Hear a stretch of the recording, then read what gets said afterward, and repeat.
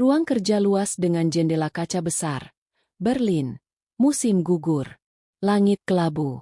Seorang pria berusia 48 tahun duduk di kursi roda. Jasnya rapi. Dasinya terikat sempurna. Namun kedua kakinya tak bergerak. Apa laporan kuartal ini sudah siap?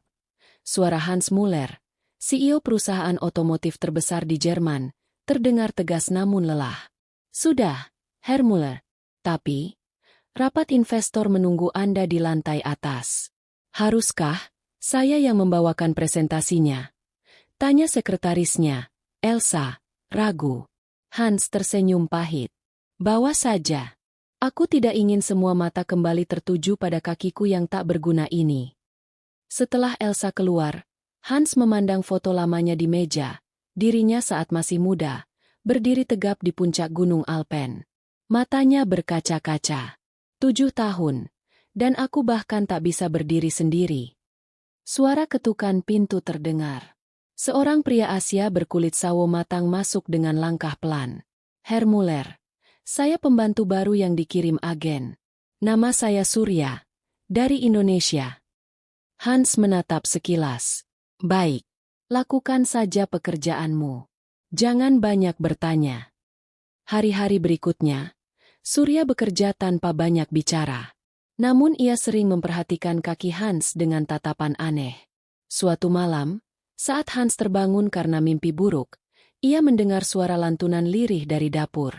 Surya, itu suara apa? Tegur Hans, mendorong kursi rodanya.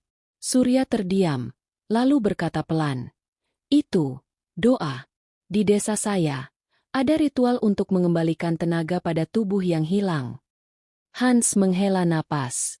Aku sudah mencoba semua terapi, dokter terbaik, obat termahal. Tak ada yang berhasil. Jangan bicara padaku tentang ritual desa. Namun malam berikutnya, Hans kembali mendengar suara itu. Suara yang entah kenapa membuat dadanya hangat. Ia tak bisa tidur. Beberapa hari kemudian, setelah rapat yang melelahkan, Hans memanggil Surya. Katakan padaku, apa sebenarnya ritual itu? Surya menatap dalam. Ritual leluhur kami, butuh keberanian, dan sedikit rasa percaya. Tapi sekali dimulai, tidak bisa dihentikan. Hans terdiam lama. Kalau aku setuju, apa kau pikir kakiku bisa kembali seperti dulu? Jika Tuhan mengizinkan, Herr Muller, tapi Anda harus siap menghadapi mimpi yang tidak biasa, dan rasa sakit yang akan menguji jiwa Anda. Hans menatap kedua kakinya yang mati rasa. Lakukan. Aku sudah cukup menderita. Bahkan jika aku harus melewati neraka, aku akan mencobanya. Surya tersenyum tipis. Baik.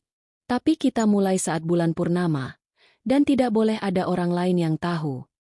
Di luar, hujan mulai turun. Angin musim gugur berdesir di sela jendela. Di mata Surya, ada sesuatu yang tak bisa dijelaskan, seperti rahasia yang hanya ia dan malam yang tahu. Malam bulan purnama. Langit Berlin cerah. Sinar perak menembus kaca besar ruang tamu. Hans duduk di kursi rodanya, hanya mengenakan kemeja putih longgar. Surya datang membawa mangkuk tanah liat berisi cairan kehijauan yang beruap tipis. Apa itu?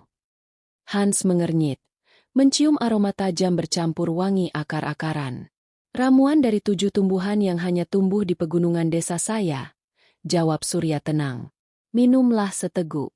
Sisanya akan saya gunakan untuk memijat kaki Anda. Hans menelan pahit, lalu tersedak ringan. Rasanya seperti logam bercampur tanah. Surya menunduk, mulai mengoleskan cairan itu pada kaki Hans. Jemarinya bergerak pelan, membentuk pola yang tak dimengerti, sambil melantunkan mantra dalam bahasa yang asing di telinga.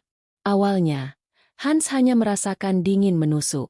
Lalu, seperti ada ribuan jarum halus yang menusuk dari ujung jarinya ke betis. Ia meringis. Ah, apa yang kau lakukan? Diam, dan biarkan darah Anda kembali mengalir. Bisik Surya, matanya terpejam, suaranya semakin cepat. Lampu ruangan tiba-tiba berkedip. Angin dingin berhembus. Meski semua jendela tertutup rapat, Hans mulai berkeringat dingin. Tubuhnya gemetar. Surya, aku melihat sesuatu. Hans terengah, matanya terbelalak. Gunung, hutan, dan seorang wanita tua membawa tongkat. Itu penjaga gerbang tubuh Anda, Herr Muller. Jika Anda ingin sembuh, jangan takut padanya. Ucap Surya sambil terus memijat. Tiba-tiba Hans berteriak keras. Sakit itu seperti ledakan di tulangnya. Ia memukul sandaran kursi. Tubuhnya terangkat sedikit, lalu jatuh kembali. Sakit. Ya Tuhan, kakiku.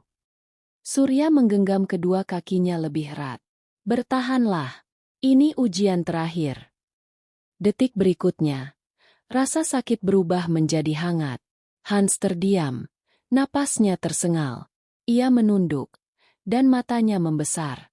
Jemarinya bergerak. Jemarinya bergerak. Aku merasakannya. Surya. Air mata mengalir di wajahnya. Ia mencoba menegakkan kaki. Surya mundur perlahan. Senyumnya tenang. Berdirilah. Hans menatap lantai. Dengan gemetar, ia menekan telapaknya ke lantai marmer. Perlahan, lututnya terangkat. Lalu ia berdiri.